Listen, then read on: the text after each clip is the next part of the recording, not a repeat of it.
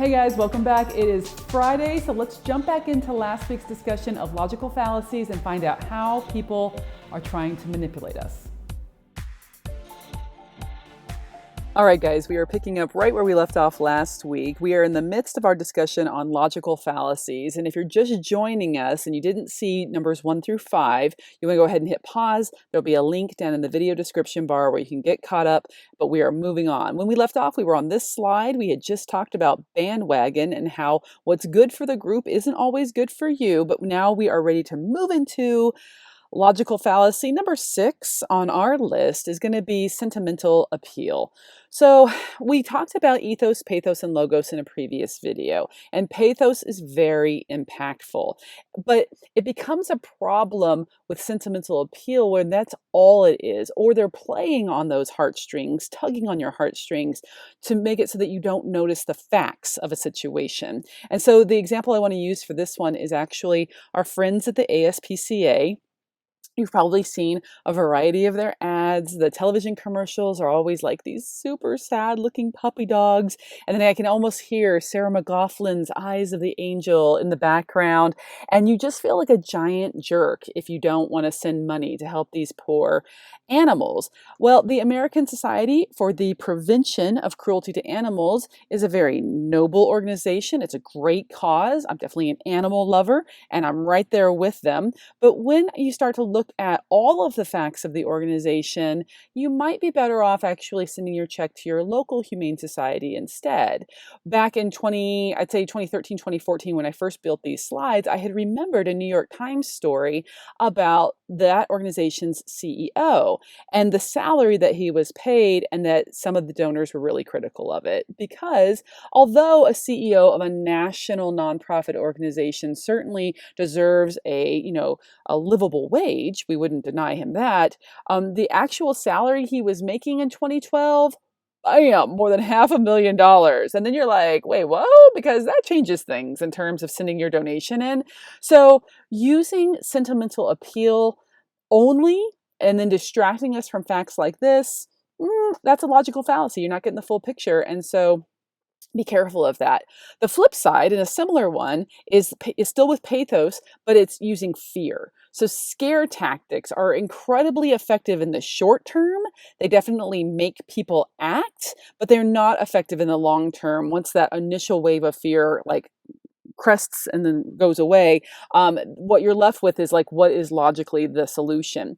But that doesn't stop advertisers and politicians, I would say, from using fear to sway people. And they do this in scare tactics by exaggerating all the possible dangers well beyond their statistical likelihood.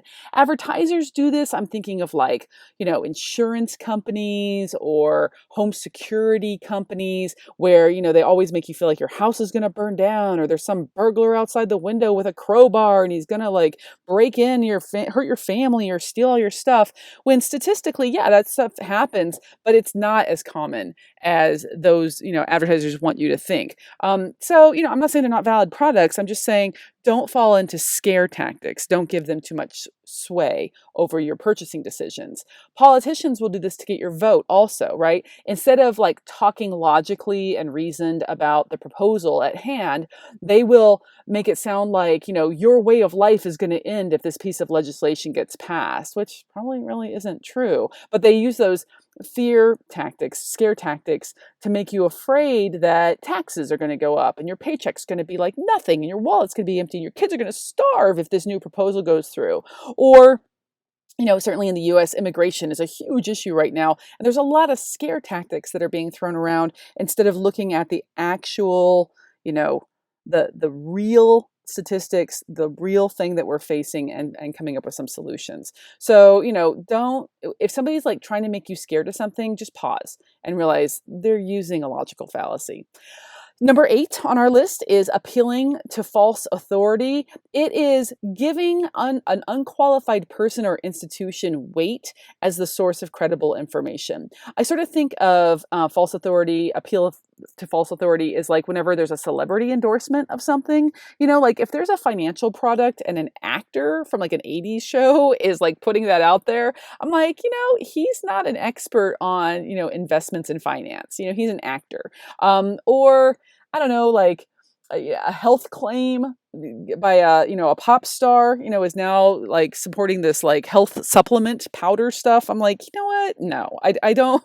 That person's not a scientist. That's not a medical doctor. I'm not going to give weight to that person's endorsement. And yet advertisers often do this. For my example here, I try to make it more personal. Let's say you're in middle school and you're awkward, and you just want to make an impression with the ladies, and you're lamenting to your 6th grade teacher, and he says that girls actually fall in love with guys who know how to dance. So then you feel like, oh, if you're going to win some hearts, oh boy, you're going to learn to tear up the dance floor. And you're like, then I'm going to get a girlfriend. Then I'm going to be a winner with the ladies. Well, I would say be careful of giving too much weight to a false authority, because although your 6th grade teacher might be very nice, he also might be very single. So if he's not like a Casanova or a happily married guy, I don't know that I'm going to listen to him. It's like taking, financial advice from a broke person, right? Or weight loss advice from, somebody who's really fat and can't run a mile. I don't know that that person's got a lot of authority in my mind, so let's be careful of that fallacy. All right, next up, ad hominem. Ad hominem is a fancy sounding one that basically just means attacking the person instead of like focusing on the idea. In Latin, that phrase actually means to the man, and you'll see ad hominem attacks often in politics, right? Where we go after somebody's background instead of talking about the quality of their ideas.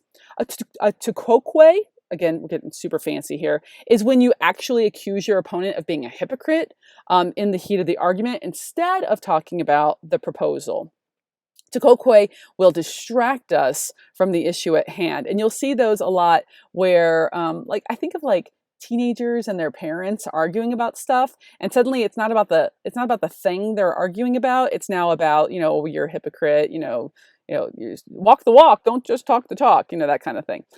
My example here is from politics, of course. Tis the season. The mud is starting to be flung about. But an ad hominem is when they are going after the person and something about them instead of the actual piece of legislation that they've proposed. So be careful of that. Let's stay focused on the issue at hand. And your last one of these fallacies, and as I mentioned last week, there are actually hundreds of these logical fallacies that you can study when you become more advanced. But this is a good primer to get us started with these top 10. They're the ones that I think are easy to identify and very, very common. A straw man is your last one. And that is basically taking your opponent's idea and then twisting it, misrepresenting it as you say it back to them so that it makes it easier to knock down. Like you take what they say and then you take it to this extreme level, which is ridiculous, and then you negate their argument because that ridiculous thing doesn't make any sense. Well, you've just built a straw man trying to bolster your argument by making somebody else's argument absurd. I saw an ad several years ago. It was on a college campus, Chico State in California. Chipotle had a delicious looking burrito, and on the student newspaper it said, "You can't live on ramen noodles alone." Well, that is actually a straw man, Chipotle, because although your burritos are awesome and we love them, it's not true that anybody said college students should just live on ramen noodles alone. Sure, a lot of them eat a lot of them, but nobody was arguing that. And in fact, you can make a really healthy, cheap meal with some vegetables and some brown rice, and you're good to go. So anyway, no one would argue what Chipotle's arguing here. So they have set up this argument that's then very easy to knock down, and then they present you a picture of a delicious burrito. Man, burrito sounds good. Actually, I'm thinking that might be good for dinner tonight. All right, you guys, there are your last 5 of the 10. I'm going to be back next week where we're going to play with some of these and see how well these have stuck in your mind. We'll get to practice some scenarios, and you'll get to tell me, hey, that's a bandwagon, Randazzo. Oh, nope, you just threw an either or at me. Or, hey, Randazzo just threw an ad hominem. We'll see how you do. Okay, I'm always here on Friday with little drops of high school English awesomeness. I'll be back on Monday, you guys. You know what we do. We do grammar on Mondays. We do vocab on Wednesdays. And then we have little drops of surprise awesomeness on Fridays. I hope you had a great week. I hope you're set for a great weekend. Hey, if you're enjoying the series, go ahead and hit that like button or subscribe to the channel. It helps people find us and the good work that we're doing here. You guys be awesome, and I will see you on Monday. Bye.